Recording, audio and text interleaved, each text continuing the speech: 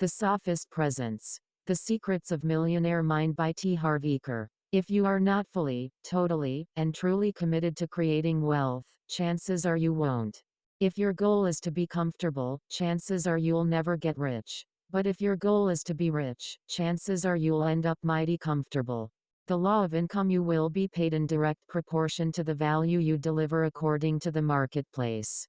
If you want to move to a higher level of life, you have to be willing to let go of some of your old ways of thinking and being and adopt new ones.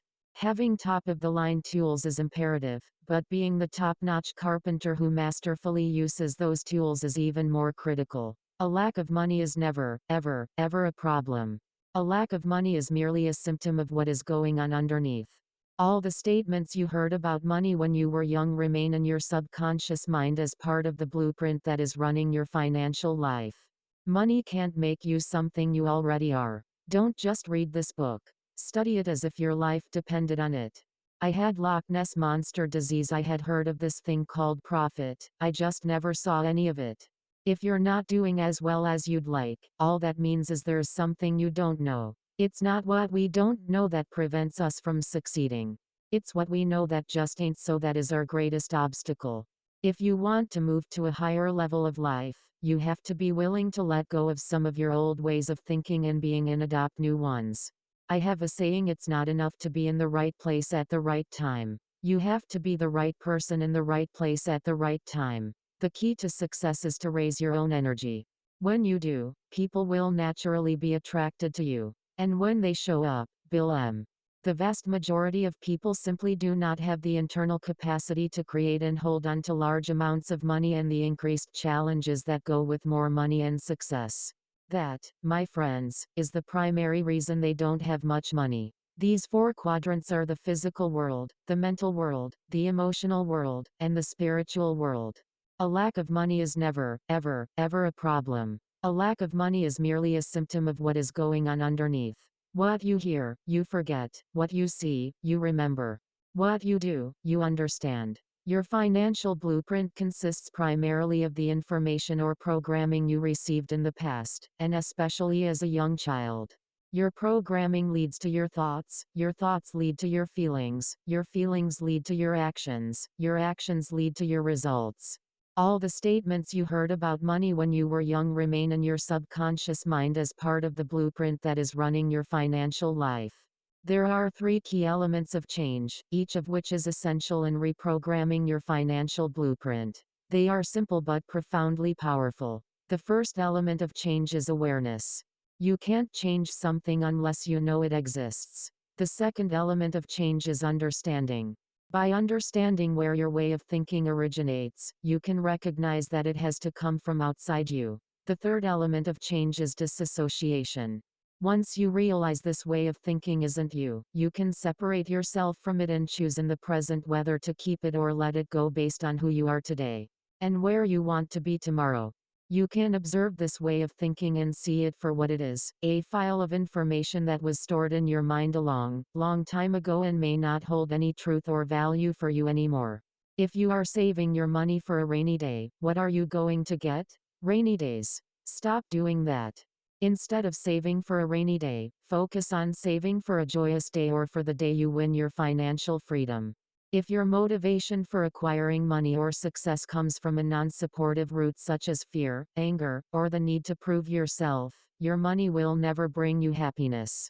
Money can't make you something you already are. No thought lives in your head rent-free. Each thought you have will either be an investment or a cost.